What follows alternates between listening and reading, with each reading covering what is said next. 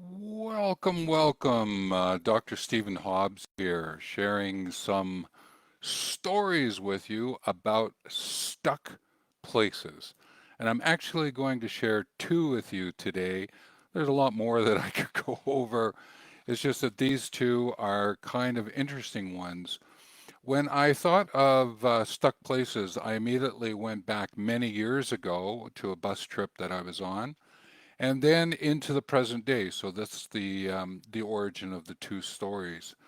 So the first one is really about a bus trip that I took. So just to give you a bit of background, in the late 70s, I was working in Australia and I had to leave to go back to Canada. And I had three options. First one was to sort of what I call puddle jump. It was more taking ships across the islands of the Pacific. The second one was to pop up into Russia to do the Trans-Siberia Railway.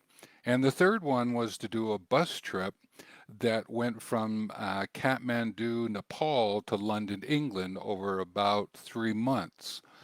And I chose the third one because it was the longest and I thought it would be more fun and give me an opportunity to see a lot more of the world, being that I was sort of going to be on the ground, even though I was going place to place with the buses.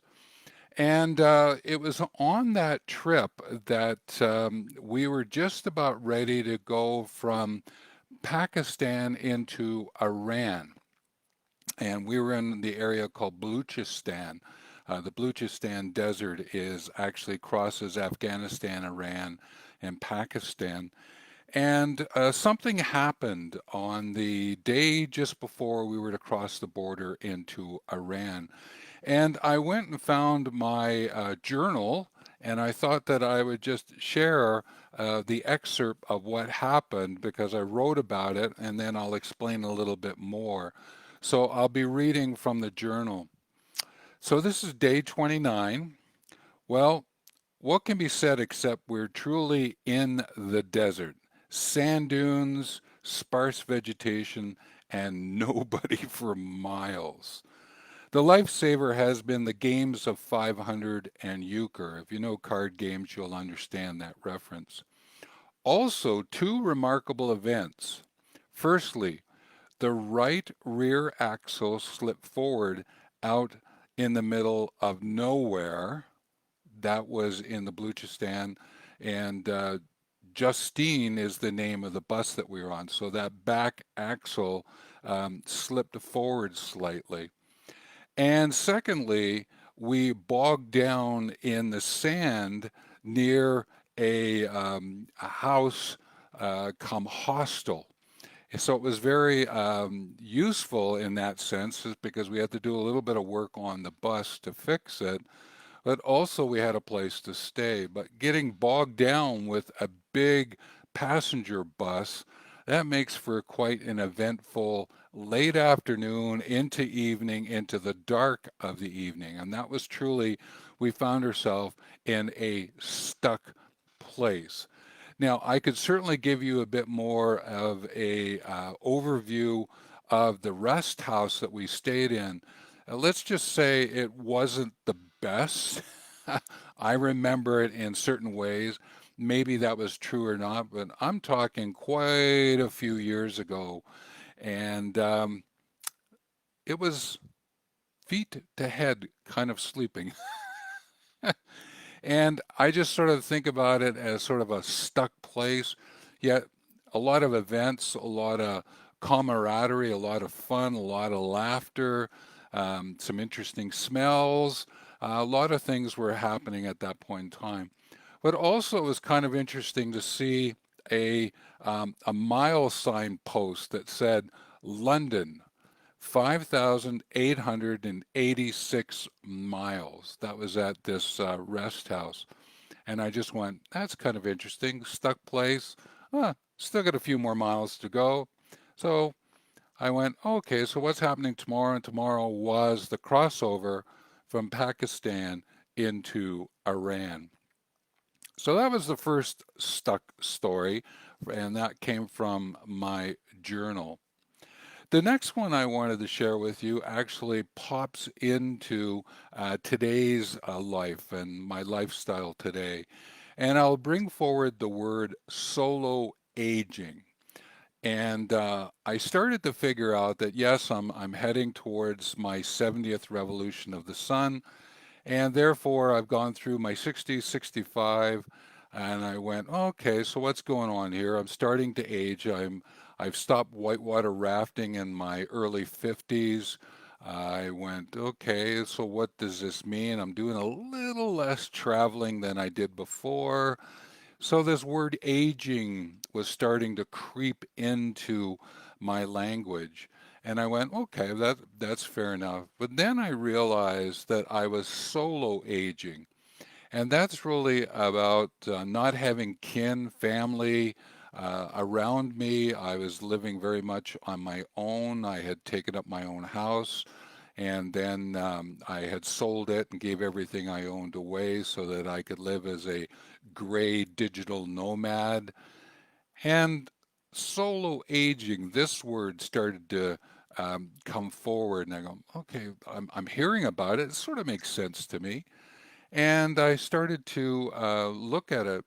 Yet, what the stuck place story here is, I got stuck in that movement into solo aging. I got a little antsy and I went, is this really a word that I want to use to describe my life? Is it the life I want to have? Would I rather be closer to some family and would it be better to have some kind of a relationship? What's unfolding here for me? So I have to admit, I did a little bit of a nosedive and went into a bit of a trough. And it was an interesting couple of years there. And yet I went through it now in a joyful way as I look back on it and I say, you know what? It actually helped me. And from that hinder, I found a lot of helps. And what I was able to do is that if you remember, I had written my story of that trip in my journal. So what I've started to do now is I started to write lots of different kinds of books around how I can help others through solo aging and thus help myself, like creating a legacy journal. There is the notion of a book on mentoring. I have been a mentor for many years, continue to do so. And then I thought, okay, well, what about a journal for my nature walks? And how could I prompt myself to think about writing little short stories or songs about nature? And then another book about awareness in forests, and I had a few people give me their stories that went with that. So those are just some examples of moving from a journal into a journal I'm providing for others and supporting them, certainly on their solo aging.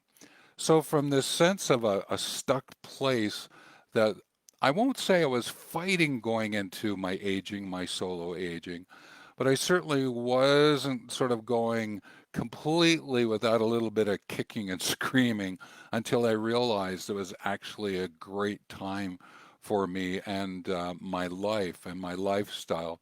And I'm very blessed now to have that, and I'm glad that I went through that. So when I thought of the stuck places kind of storyline for this video, I went back to the Balochistan desert there in Pakistan just before crossing into Iran. And I also went into the solo aging storyline and what happened for me. And both opportunities in their own ways brought joy and humor and camaraderie for me. So with the solo aging now, there's a lot of people interacting with me and I'm interacting with them and bringing this story forward. And I thought that I would share that as another way to just get to know me, but also to encourage you is that there are stuck places you might have find yourself and what can you find that helps you in your life now? What can you pull out of those stuck places? What stories can you share with others so that you can enjoy being for the world, with the planet, and from the whole? And that's what I wanted to share with you today. So I think that sort of brings me to a close, and I just wish you the best and take care.